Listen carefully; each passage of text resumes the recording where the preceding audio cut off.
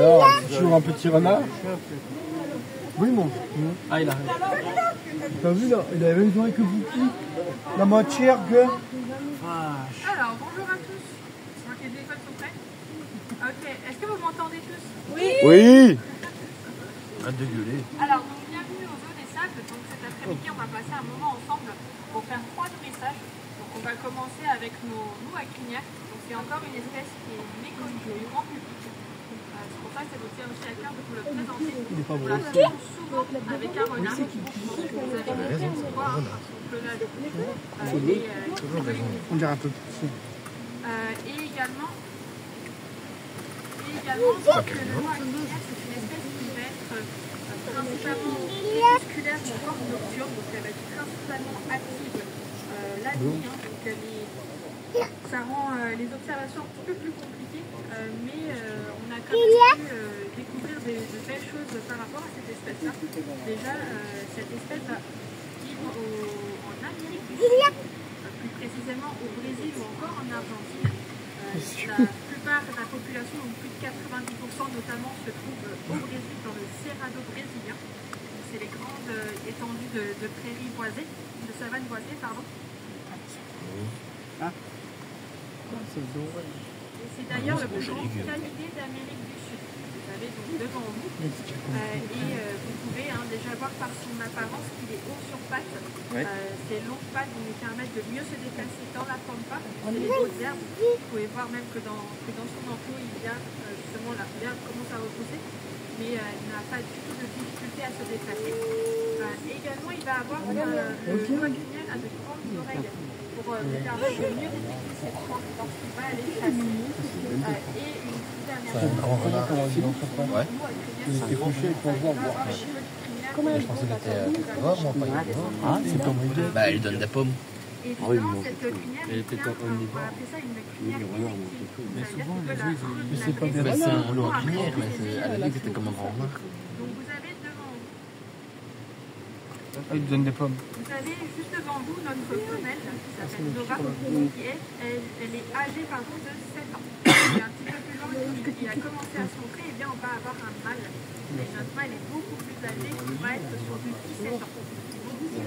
Combien? Et notamment, les loups à crinière, et bien c'est de 15 ans. Donc notre loup a déjà dépassé ce stade, ce qui est une très bonne nouvelle. Et c'est ça la particularité de notre mâle. Et même si on compare un petit peu le pelage, on peut voir notamment la crinière de notre mâle qui est un petit peu moins dense que celle de la femelle et un petit peu même un petit peu plus grise. Ça se voit qu'il est plus vieux. Et donc une des différences qu'on peut faire aussi avec les loups d'Europe et les loups à crinière, et bien déjà la taille, mais aussi son régime alimentaire. Le loup à crinière, c'est une espèce qu'on va appeler omnivore, donc ça veut dire qu'elle va consommer 50% de végétaux, 50%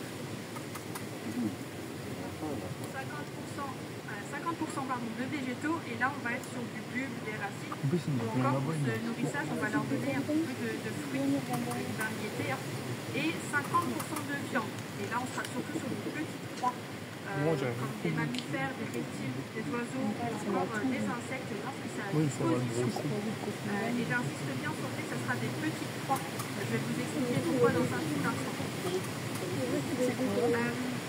Et aussi, une des distinctions qu'on peut faire entre le loup d'Europe, les loups d'Europe et les loups à crinière, eh bien, c'est la façon dont ils vont se comporter dans leur milieu naturel. Les loups d'Europe, eux, sont plutôt vivre en meute, vraiment à plusieurs. Alors, le loup à crinière, dans son milieu naturel, là, il va être solitaire. Ça veut dire qu'il va être seul, il va pouvoir partager le mâle et la femelle. Moi, je trouve elles sont belles, leurs oreilles. Ouais, c'est des beaux loups. Séparés. Et notamment, C'est bon, j'ai arrêté les vidéos, j'ai parlé de 45 minutes.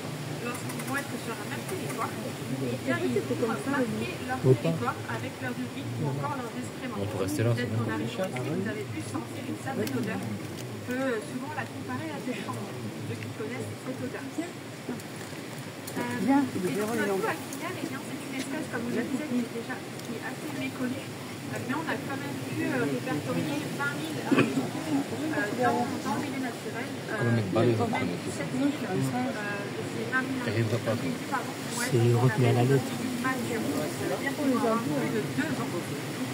Si la meuf elle fait plusieurs nourrissages, tu vois, là aussi ça serait badass parce qu'elle doit connaître tous les animaux. Et c'est peut-être qu'un an, toute sa vie, elle fait qu'un nourrissage. Elle apprend le texte par cœur et sinon elle a fini. Alors que ça paye, sinon. Et si elle fait tous les nourrissages, moi je trouve ça balèze. Et c'est en fait que c'est du répété. Et c'est normal parce que sa mâchoire n'est pas suffisamment grande pour s'attaquer à des proies plus grosses qu'un lapin. Pour vous donner un ordre d'idée. Comment ça se fait que Et malheureusement, avec cette méconnaissance, on va avoir des fermiers qui vont déjà ça veillait aussi ces animaux-là. Mon chien, il avait 15 ans, il était pas comme ça. Logique, c'est pas de la même espèce. Tu sais que c'est un animal sauvage, ça peut être aussi. Le chat n'est pas descendant du loup. Hein. Oui, mon chat il était sauvage. On le laissait dehors tout le temps. Un chat, ça peut vivre sans nous. Mon chien, on disait, ouais, viens à l'intérieur et tout. On laissait la porte ouverte, il ne voulait pas. Tu fermes la porte, il voulait venir. Non, on laissait tout le temps. C'est un petit peu moins, enfin, pourrait être étonné par rapport à sa taille. Et si on On regarde va bien, pas là, voilà. dans le même territoire Là-bas, c'est des singes. mono à Ah non, mais c'est là où ils font des saumons. Tu peux écouter bien. Il faut quand même garder en tête que ça Il y a des reste un lions animal là-bas. sauvage. Il faut être respectueux aussi, adopter le bon comportement. Et là, on va donc parler de la 4e, 5e menace qui pèse le plus sur l'espèce, notamment au niveau électrique, donc au Brésil. Eh bien, on va avoir la destruction de son habitat, que ce soit par le feu de savane qu'il peut y avoir, un cerrado brésilien, ou encore la destruction de son habitat pour l'agriculture, mais l'agriculture intensive, où là, justement, on va utiliser des produits chimiques, tout ce qui est engrais ou pesticides. Engrais ou pesticides, justement pour tout simplement décupler la pousse et faire en sorte qu'on ait de très beaux rendements. Et c'est ça qui va fortement impacter l'environnement naturel des bois. T'as vu comment il doit se baisser pour manger? Et en plus, avec des produits chimiques qui peuvent Il doit bien se baisser. il a des jambes à l'alien. à empoisonner l'eau. Et l'eau, comme tout être vivant, eh bien, on va s'en abreuvoir et on risque malheureusement de finir aussi empoisonné par ça. Et notamment quand on parle d'agriculture intensive, on va aussi décupler ce qu'on appelle les gaz à effet de serre. On appelle qui est un phénomène naturel, mais il est beaucoup plus croissant par rapport à la quantité qu'on a d'activité humaine. Alors, on a parlé un petit peu des menaces qui pèsent sur l'espèce et on a, de notre côté, à notre échelle, on peut aussi un petit peu pallier à toutes ces conséquences-là par nos actions, notamment par exemple au niveau plutôt national, on serait sur avoir des zones protégées pour vraiment permettre aux loups à crinière de se développer, aussi de se reproduire. Notamment, le loup à crinière va donner naissance à 3 à 5 petits qui vont naître tout noirs, qui vont développer leur pelage un petit peu plus tard au fur et à mesure des mois. Et ça, d'ailleurs, c'est une des comparaisons qu'on peut faire aussi avec les loups d'Europe qui vont avoir une portée plus importante. Et également, peut-être privilégier la consommation, le circuit court, ce qui éviterait aussi des produits de saison, qui éviterait aussi d'utiliser des produits chimiques. Il n'est pas lui arracher la main pour avoir le saut. Mais non. T'as entendu ce qu'elle avait dit? Non, ils sont pas agressifs. Non, ils ont une petite mâchoire aussi. Est-ce que vous avez... T'as vu, il ne tourne quand même jamais le dos. Je finis avec mon nourrissage, mais je reste à disposition si vous avez des questions. Non. N'ayez pas peur. Le poids adulte. Non,